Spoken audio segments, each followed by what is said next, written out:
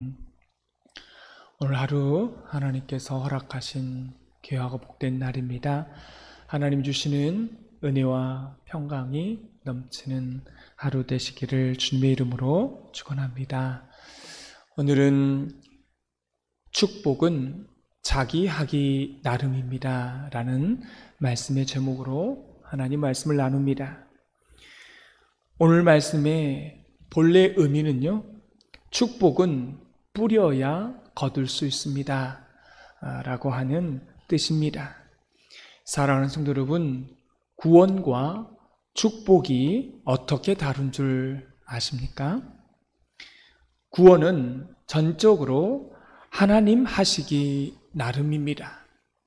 그분이 예정하신 백성만 그분에게서 구원을 받는 것입니다. 이건 저희들이 기여한 바가 전혀 없다는 겁니다. 우리가 구원을 받는다고 해서 받을 거라고 생각하고 받는 것이 아니라 하나님의 손 안에서 하나님께서 허락하신 구원이라는 것입니다. 이 구원은 우리가 기여한 바가 전혀 없습니다. 구원은 전적인 하나님께서 주관하시고 하나님께서 하시기 나름입니다. 그러나 구원받은 백성들이 축복을 받는 것은요, 자기 하기 나름인 것입니다. 이게 오늘 본문의 가장 중요한 주제입니다. 오늘 성경에 보면 고린도 교회가 이제 구제 헌금을 모아서 자신의 모교회인 예루살렘 교회에 연보를 모아서 구제 헌금을 모아서 그렇게 도와주었습니다. 그런데요, 계속 도와주었으면 좋겠는데 그 도와줌이 이제 멈추게 된 것입니다. 도와주었다가 중단하게 되었습니다. 자기 교회 안에 수많은 문제들이 있었기 때문에 모교회에 신경을 쓸 여력이 없었나 봅니다.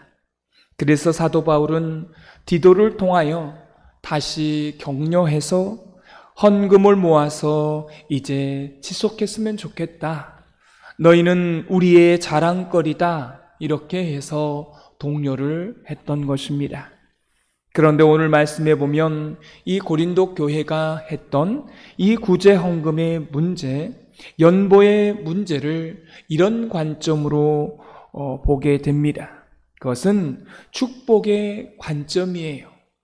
뿌리는 대로 거둔다고 하는 그러한 관점으로 다루고 있습니다. 뿌린 게 있어야 너희도 거둘 수 있다라고 그렇게 말씀하고 있는 것입니다. 그래서 6절 말씀은 이렇게 시작을 합니다. 우리 6절 말씀을 다 같이 읽겠습니다. 이것이 곧 적게 심는 자는 적게 거두고 많이 심는 자는 많이 거둔다 하는 말이로다. 아멘.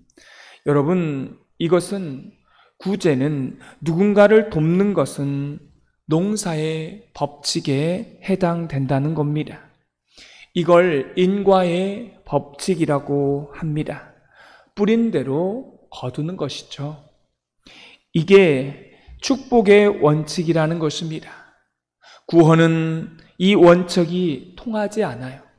내가 구원받으려고 애를 쓰고 노력하고 또 헌금을 많이 하고 나의 공을 들인다고 해서 구원을 받는 것이 아닌 것입니다.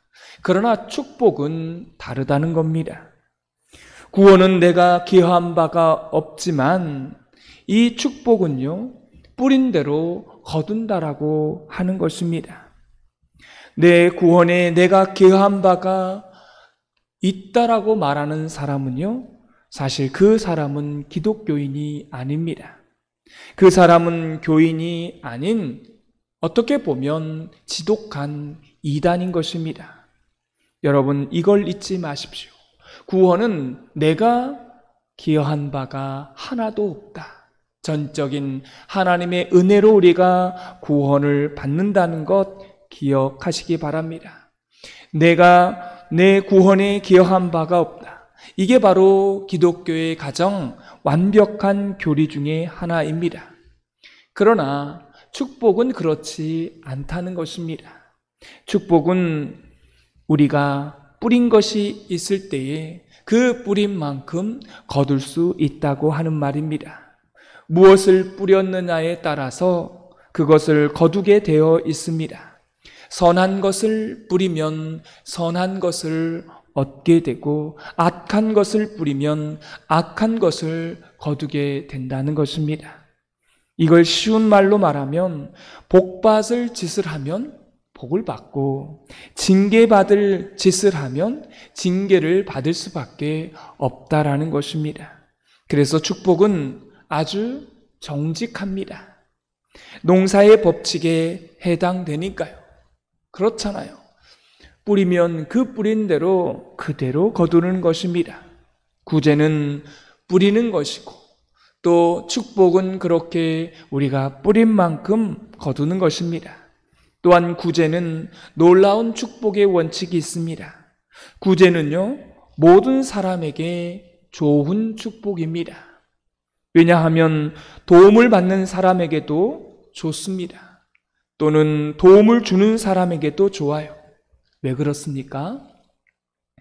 도움을 주는 사람은 다른 사람을 돕는다고 하는 자긍심과 자존심이 높아집니다. 그리고 더 중요한 것은 자기 자신을 통하여 하나님께 영광이 된다고 하는 사실을 알게 됩니다. 그리고 자기 인생의 의미를 찾게 돼요. 여러분 한번 생각해 보세요. 내가 번 돈을 내가 쓴다고 생각해 보십시오. 내가 번 돈으로 내 자식만 먹여 살린다라고 했을 때 의미를 찾을 수 있다고 생각하십니까? 의미를 찾을 수 없는 거예요. 왜냐하면 그건 짐승도 하기 때문에 그렇습니다. 그럼 우리가 짐승과 뭐가 다를 바가 있겠습니까? 짐승도 자기 새끼를 그렇게 먹이는 것입니다. 인간은 그렇게 해서 의미를 찾도록 우리에게 그렇게 창조하지 않았다는 것입니다. 하나님은 우리가 그러한 식으로 의미를 두고 창조하지 않은 것입니다. 자기 자식, 자기 가정, 의외의 사람에게 무엇인가를 해야 그게 의미를 찾을 수 있다는 것입니다. 자기 자식을 넘어서, 자기 가정을 넘어서 또한 다른 사람에게 무언가를 했을 때 의미를 찾을 수 있는 것입니다. 또한 오늘 말씀에 그래서 성경은 우리에게 말씀하고 있습니다. 내가 연보하는 방식 그대로 하나님께서 우리를 축복하신다는 겁니다. 7절에 나와 있습니다. 우리 7절 말씀을 다 같이 읽겠습니다. 각각 그 마음에 정한 대로 할 것이요 인색함으로나 억지로 하지 말지니 하나님은 즐겨내는 자를 사랑하시니라. 아멘. 여기서 중요한 게 있습니다. 자원하고 즐겨내는 자는 하나님께든 가난한 이웃에게든 그 사람을 사랑하신답니다. 여러분, 이 사랑한다는 말은 뭐겠습니까? 여러분에게 필요한, 우리에게 필요한 것을 하나님께서 물질로 주신다는 것입니다. 여러분, 그래서 물질은요, 은사입니다. 일하라고 주신 거예요. 그거 혼자 먹고 살고 배부르고 배 두들기라고 주신 게 아니라는 겁니다. 하나님께서 일하라고 주신 거예요. 근데 그걸 일하는 데 사용하면 점점 더 우리 하나님이 주신다는 겁니다. 저는요, 이 원칙을 믿습니다. 그 다음에 8절부터 보면요, 계속 이런 말씀이 나와요.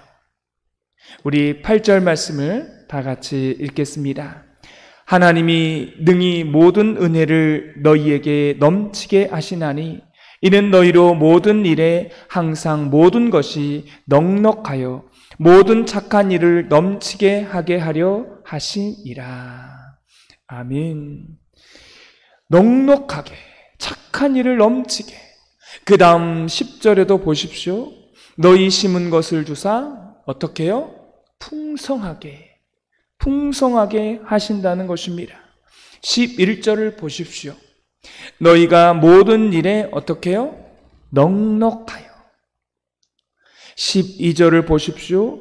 보충할 뿐만 아니라 드리는 많은 감사 넘쳤느니라. 13절을 보세요. 우리 13절을 다 같이 읽겠습니다. 이 증거를 삼아 너희가 그리스도의 복음을 진실히 믿고 복종하는 것과 그들과 모든 사람을 섬기는 너희의 후한 연보로 말미암아 하나님께 영광을 돌리며. 후한 연보로 말미암아. 우리 하나님은 우리에게 무엇인가를요? 계속 주고 싶은 것입니다. 여러분, 또한 전제 조건이 나와 있습니다. 여러분, 다른 사람에게 구제한 것을요, 다른 사람에게 베푸는 사람에게 후하게, 넘치게, 부족함이 없이, 또한 많은 사람들에게. 여러분, 그런데 여기서 중요한 영적인 원칙이 있습니다. 나의 당대의 열매를 보겠다라고 생각하지 마시기 바랍니다. 2대에 걸칠 수도 있고요, 3대에 걸칠 수도 있습니다. 여기서 가장 중요한 문제가 있습니다. 그것을 우리의 삶의 습성으로 우리 습성으로 만들어야 한다는 것입니다. 습관화가 되어야 한다는 것이죠. 왜 그렇게 해야 하는 것입니까? 성경에 나와 있는 영적인 원리이기 때문에 그렇습니다. 가난하다고 안 하는 게 아니라 더 하셔야 한다는 것입니다. 여러분, 이게 액수를 말하는 게 아닙니다. 삶의 습성이 바뀌어야 한다는 것입니다. 구원은 하나님 하시기 나름이에요.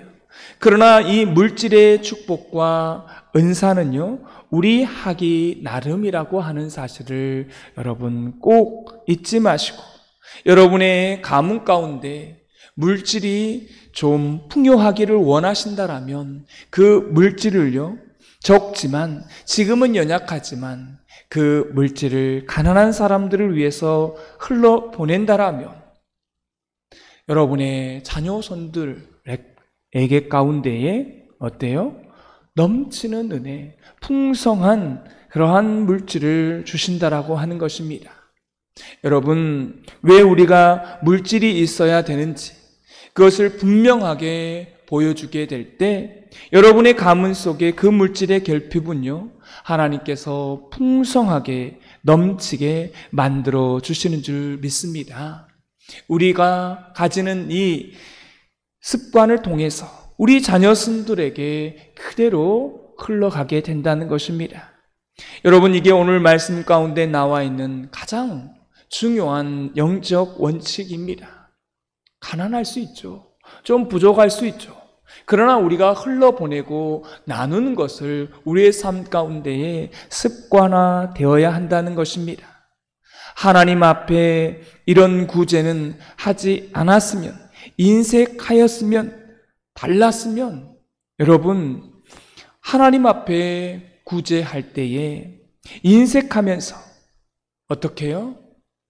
자기는 그렇게 인색하면서 달라고만 하면 하나님께서 주시겠습니까? 안 주신다는 것입니다. 여러분, 성경에 준다고 약속한 적 없습니다. 여러분, 인색하면서 자신은 구제하지 않으면서도 하나님께 달라고 한다라면 하나님은 주신다고 하는 그러한 약속은 없다는 것이죠. 그래서 혹시 지금 너무 가난하여져서 또 여러분의 자녀까지도 너무 옹색하게 사는 분들이 있거들라, 여러분 빨리 습성을 바꾸시기 바랍니다. 누군가에게 흘러보낸다라면, 이렇게 흘러보내게 되면 어떻게 되는 줄 아십니까? 사람을 얻게 됩니다. 흘러보내게 되면요, 사람을 얻게 돼요. 그 사람이 여러분에게 좋은 직장도, 여러분의 자녀에게 좋은 것도, 모든 것을 다 어떻게 해요? 사람을 통해서 하나님께서 열어주신다는 것입니다. 내가 흘러보낼 때에 그 흘러보내는 그것이요, 사람을 얻게 되고 그 사람을 통해서 우리의 자손들까지 그 축복이 흘러간다는 것입니다. 이게 바로 축복의 원리인 것입니다.